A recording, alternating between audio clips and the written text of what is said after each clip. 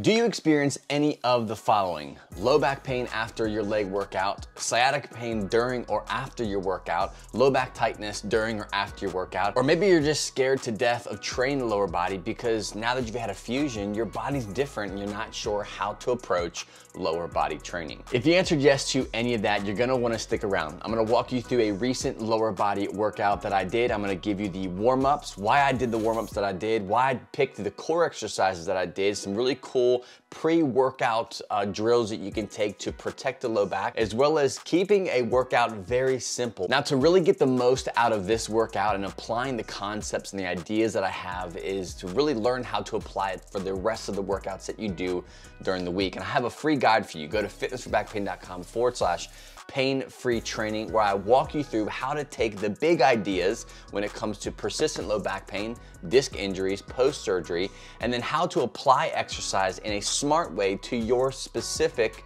situation. You're gonna learn how to pick the exercises that you're picking, how to modify the exercises that you're doing, as well as how to set up the perfect workout for your sensitive low back. You can grab that at fitnessforbackpain.com/pain-free training. Now let's cover really briefly the warm-up. I'm gonna go through these exercises pretty quickly. So I'm gonna start off with a spin bike ride with a decent level of resistance. I'm just trying to get the lower body warmed up. From there, I'm gonna move into some hip movement, some external, some internal rotations, some side kicks, very basic movements to just kind of get the area just activated, get it awake. However you want to define that, this is what I like to do. I don't like to do any kind of stretching.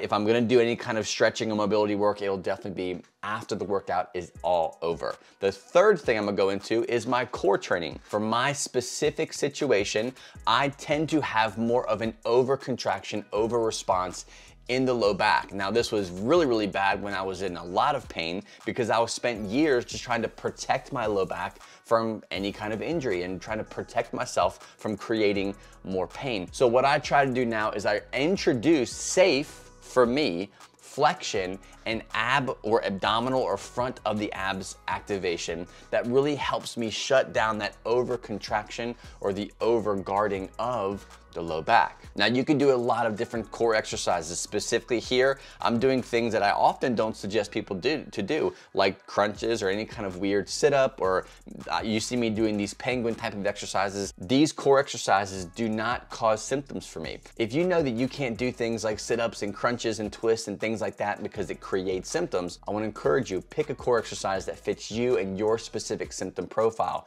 That is gonna be the best strategy for you to take. Don't just do what I did, because these fit me, they may not fit you specifically. The final two things is I'm using actually an opposite arm, opposite leg, low back kind of activation or strengthening exercise. Very rehab looking in my opinion, but I love it. There's not a lot of hip and lower back exercises that you can do in a safe environment that you can modify to be very gentle, so it's safe for someone who has some kind of herniation or bulge or even a sensitive low back post-surgery. The last exercise really kind of segues into today's lower body workout. I'm doing some glute activation drills. These are like side plank hip pumps or whatever you want to call them for yourself.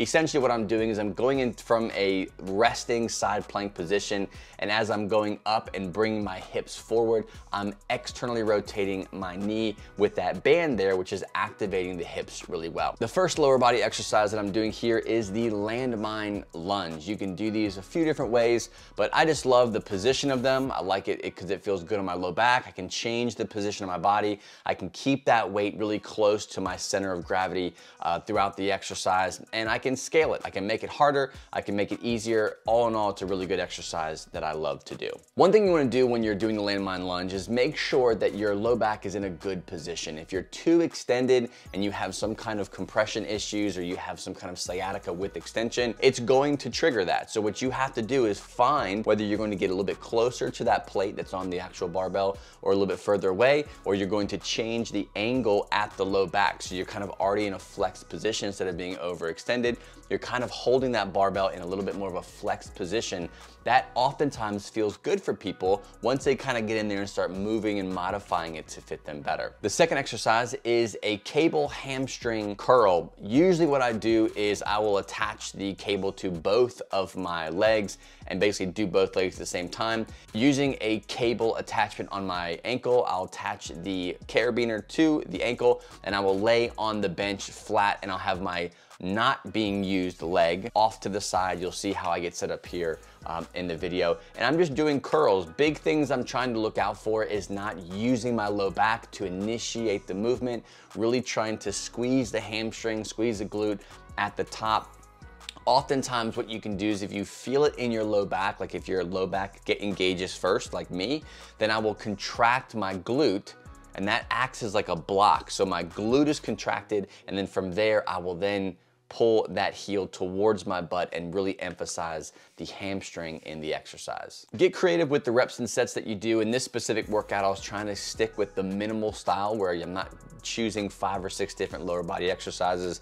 I wanted to pick 3 good ones and do a lot of sets for myself. So the last exercise that I picked for this workout are step ups. There's a lot of dynamics or things that happen or can happen during a step up that could cause some sensitivity or some irritation in the low back. And I want to show you exactly what I do during this step up to kind of alleviate any kind of weird twinge or catch or tightness that I used to experience when my pain was really, really bad. The first thing is bringing my bottom foot up off the ground. Either you can find a smaller box or a smaller bench so that you don't have to step up so high. Oftentimes people use a box or use a bench, and due to their height or however big or tall that bench is they really have to like use momentum to get into that step up and up off the ground. So I'd rather you focus on activating the muscles, using that leg, and really kind of emphasize what's being done here without having to compensate in the low back. So I'll increase the height of my lower foot or drop the box down so I have a better angle.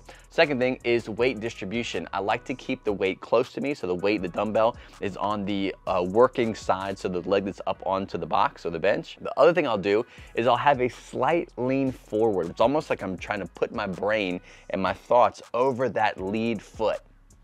So my toes are gripping the ground, my heels is driving off of that box, and I'm able to keep my low back out of an overextended, overcontracted, or guarded position. This, for a lot of people, can actually alleviate that and put you in a better, more controlled position during this exercise. So that's it. Let me know what you thought about the exercises, which ones you're gonna modify. Don't forget, before you leave, go grab that free guide, fitnessforbackpain.com/pain-free training. It'll show you everything you need to do to put together your ideal workout. fitnessforbackpain.com/pain-free training.